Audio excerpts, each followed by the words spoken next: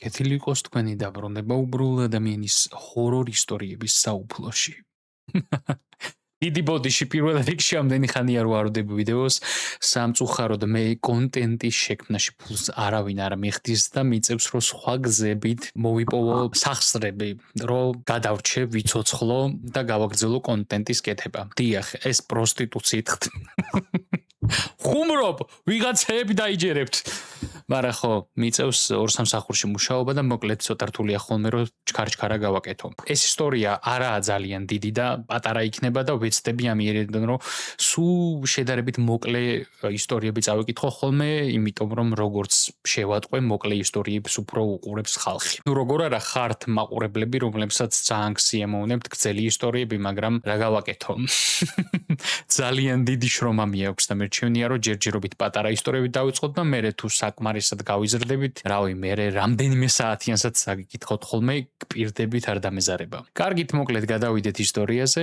დღევანდელი ისტორიის სახელი კი არის ამანათი წარწერით დაუბრუნეთ გამომგზავნს. ჩემი მეზობელი ერთ-ერთი იმ გამაღიზიანებელი იუთუბერობაზე გაგიჟებული ადამიანების რიცხვს მეეკუთვნება. მე ლებაზარი. აი გავაგზავნთ.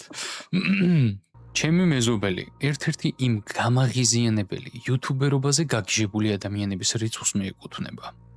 წლების განმავლობაში მინახავს, როგორ კვდებოდა ხველებით პირში ჩაყრილი დარიჩინის გამო. როგორ იწვა საკუთარი მანქანის სახურავზე, სანამ ეზოს გზაზე ნელა მოძრაობდა და თბილ წყალში როგორ ყოფდა თავს და თან ყვიროდა ეპიკური გამარჯვება. ეპიკური მარცხი. ან ჯანდაბა. სტატუს კვოს ეპიკური შენარჩუნება. ვინ იცის? დამღლელია იმის ყურება, როგორ ეწევა თავის ოინებს ვირუსული პოპულარულობის მოპოვების მიზნით. ასე რომ, როცა რამდენიმე დღის წინ კარზე დამიკაკუნა და მითხრა, რომ რამდენიმე კვირით მიდიოდა და მთხოვა მისი ფოსტა ამეღო, გულწრფელად რომ ვთქვა, შვება ვიგრძენი. ვერ აღვწერ იმ სულიერ სიმშვიდეს, რომელიც დამეუფლა, იმის გაცნობიერებით, რომ ცოტა ხნით არ მომიწევდა მისი სისულელეების ატანა. ყოველთვის მეშინოდა, რომ მისი სანახაობები ჩემს ცხოვრებაშიც შემოიჭრებოდა. პირველი რამდენიმე დღის განმავლობაში ყველაფერი საკმაოდ ნორმალურად მიდიოდა. მან რამდენიმე გადასახადი მიიღო. ცოტა სპამი და როგორც ვივარაუდე, დაბადების დღის ბარათიც. შემდეგ ერთ საღამოს სახლში დაბრუნებულს მისი სახლის კარის წინ მუყაოს ყუთი დამხვდა. დიდი წითელი ასოებით ეწერა დაუბრუნეთ გამომგზავნს. პატარა ნამდვილად არ ვარ, მაგრამ ვაღიარებ ყუთის მარტო აწევა გამიჭირდა. საშინლად მძიმე იყო. გზის გადაკვეთა და ჩემს სახლამდე მისვლა კიდევ უფრო რთული აღმოჩნდა და მალევე მივხვდი, რომ კიბეზე სახლის კართან ატანა გამორიცხული იყო. გადავწყვიტე მისი ამანათი ჩემს ავტოფარეხში დამეტოვებინა. იქ მანქანას მაინც არ ვაჩერებდი. გარაჟის კარი საშინელი იყო. ნორმალურად არ იღებოდა თუ კარგად არ მოარტყავდი. ქუჩაზე მანქანის გაჩერება ბევრად მარტივი იყო, ვიდრე ყოველ დილით და ღამით ავტოფარეხის კართან ბრძოლა. ახლა რომ ვფიქრობ, ამანათი ძირს უნდა დამედო. სანამ რთულად გასაღებ კართან ვიბრძოდი. მაგრამ ხომ იცით, როცა რამე მაგრად გიჭირავს, მის დადებას აზრი არ აქვს. თუ ამის აუცილებლობა არ არის. კარს მესამედ რომ დავარტყი ფეხი, ყუთი ხელიდან გამისხდა და ძირს მთელი სიმძიმით დაენარცხა. შიგნიდან რაღაცის მსუბუქი გატეხვის ხმა გავიგონე. ჯანდაბა, გავიფიქრე. ვიმედოვნებდი არაფერი მნიშვნელოვანი არ გამიტეხავს. მაგრამ გადავწყვიტე, ამის შესახებ მეზობლისთვის არაფერი მეთქვა და დამერწმუნებინა, რომ ნივთი გზად დაზიანდა. გათავისუფლებული ხელებით, როგორც იქნა შევძელი ავტოფარეხის კარის გაღება და ღმერთო, როგორ ჩხრიალებდა და ჭრიალებდა პროტესტის ნიშნად, როცა ზემოდან ჩემს თავზე გადადიოდა. ყუთი დარჩენილი გზა გავათრიე და კუთხეში დავდე. იქამდე, სანამ ჩემი მეზობელი დაბრუნდებოდა და წაიღებდა. და მერე ეს ყველაფერი სულ დამავიწყდა. რამდენიმე დღე მაინც გავიდა. ზუსტად არ მახსოვს, რა დრო დასჭირდა სუნს, რომ ავტოფარეხის კარსა და სახლს შორის არსებული ბზარიდან შემოეღწია. მაგრამ ის ნელ-ნელა თანდათანობით შემოიბარა. ეს იყო გულისამრევი ტკბილი სუნი, რომელიც სკუნსისას ჰგავდა და სანამ მას მკრთალად გრძნობდი, პირველი რამდენიმე დღის განმავლობაში გულწრფელად მეგონა, რომ სწორედ ეს იყო გზაზე დაჭერილი ცხოველი, რომელმაც ჩემს სახლზე თავისი კვალი დატოვა. მხოლოდ მაშინ დავიწყე სუნის წყაროს ძებნა, როდესაც მივხვდი, რომ სუნი დასუსტების ნაცვლად სულ უფრო ძლიერდებოდა. სწორედ მაშინ გავაღე ავტოფარეხის კარი და სწორედ მაშინ დამახრჩო სუნმა და ცხვირზე ხელი წავიჭირე. დამნაშავის იდენტიფიცირება რთული არ იყო. ჩემს ავტოფარეხში ერთადერთი ცვლილება კუთხეში მდგარი ყუთი იყო. მახსოვს, ვიფიქრე, რომ ეს ალბათ ერთ-ერთი იმგვარი გამოწერის ყუთი იყო, სადაც ყოველთვიურად ხორცი მოაქვთ. ხორცი სიცივეში რომ არ ინახებოდა, ამიტომ გაფუჭდა. რამდენი ხორცი უნდა ყოფილიყო შეიგ, რომ ყუთი ასეთი დიდი და მძიმე ყოფილიყო? მთელი ერთი ძროხა ხომ არ იქნებოდა? ყუთთან მიახლოებისას ცხვირზე მაიკა ავიფარე. ხელში კი მაკრატელი მეჭირა. ალბათ გასახსნელად არც დამჭირდებოდა, რადგან ძირში იმდენად დანამული იყო, რომ თითის შეყოფაც შეიძლებოდა. მაგრამ არ ვაპირებდი ჩემი თითი გაფუჭებული ხორცის წვენში ჩამეყო. სწორედ ეს დანამული ძირი იყო მიზეზი, რის გამოც ყუთის გახსნა მიწევდა. მთლიანად რომ გამომეტანა, ძირი გაძორებოდა და ყველაფერი იატაკზე დაიყრებოდა. ხორცის ნაჭრები ნაგვის პარკებში უნდა ჩამედო და ნაგვის ყუთამდე ჩამეტანა, რაც სულ არ მახარებდა.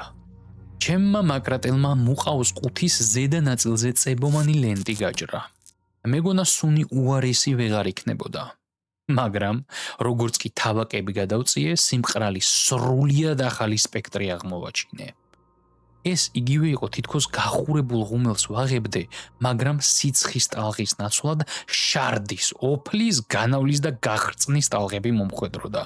იმდენად საშინელი იყო, რომ უკან წაუბარბაცდი და ძლივს დავიოკე გულისრევა, რომელიც ყელში მაწვევოდა. არ მგონია იმ სუნთან გამკლავება შემძლებოდა, რომელიც ყუთიდან ამომავალ საშინელებასთან ირეოდა.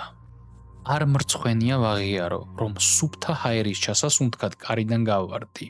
მაგრამ იმ მცირე დროში, რაც ავტოფარეხში გავატარე, სუნი ჩემს ტანსაცმელში ისე გაჯდა, რომ ჩრდილივით დამყვებოდა.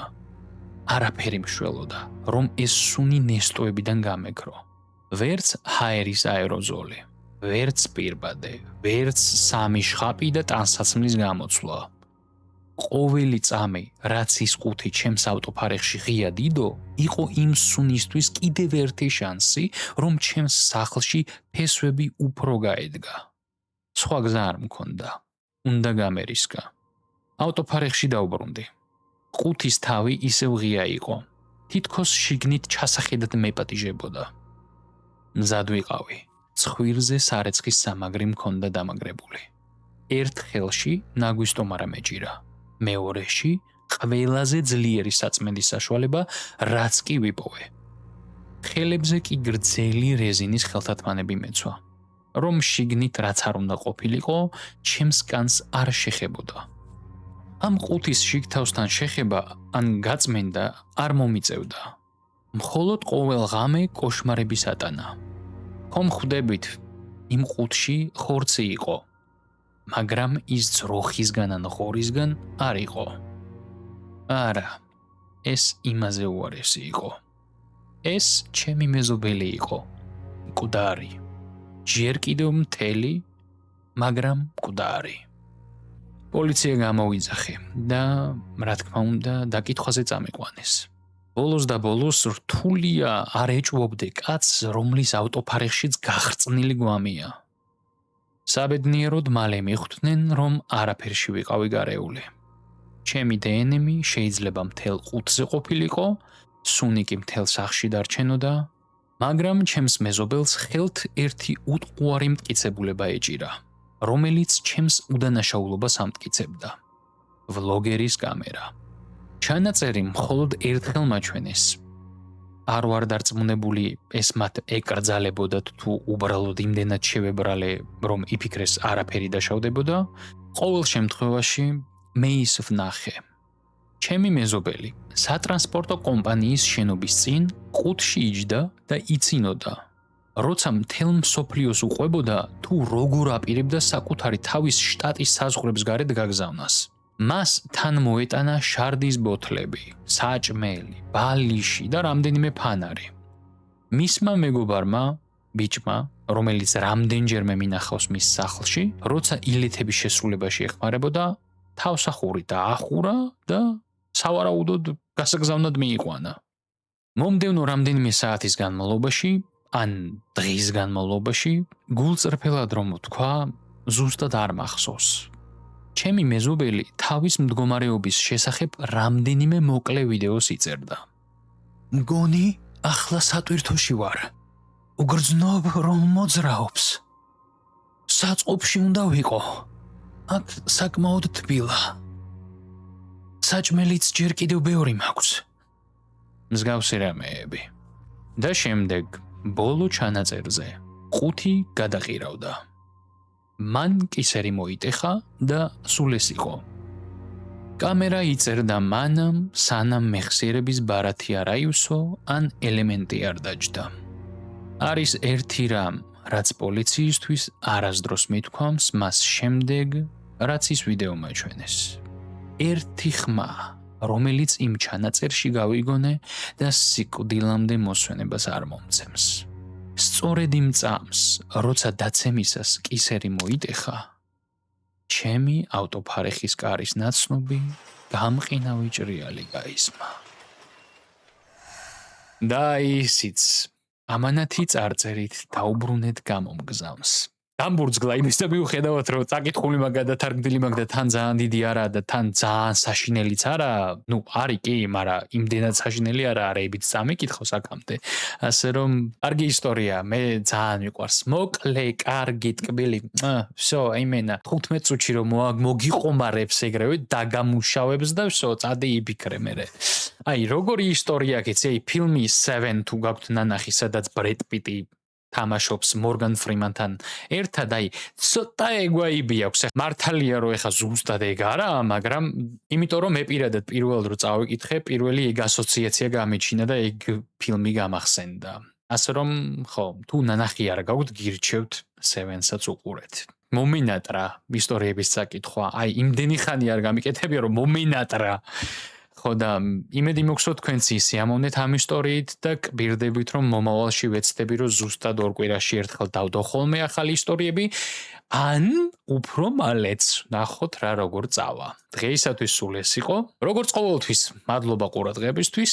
იმედი მოგსო მოგეწონათ. თუ მოგეწონათ, დაალაიქეთ, გაუზიარეთ მეგობარს. დაწერეთ კომენტარები რამდენად მოგეწონათ. გამოიწერეთ არხი, რომ არ გამოგრჩეთ მომავალი საშიში ისტორიები თქვენს საყვარელ უბრალო ადამიანთან ერთად. და ხო, უცხოეთიდან რაღაცას რო გამოიწერთ, მაინც შეამოწმეთ ხოლმე თქვენი მეგობარი არ იდოს შიგნით.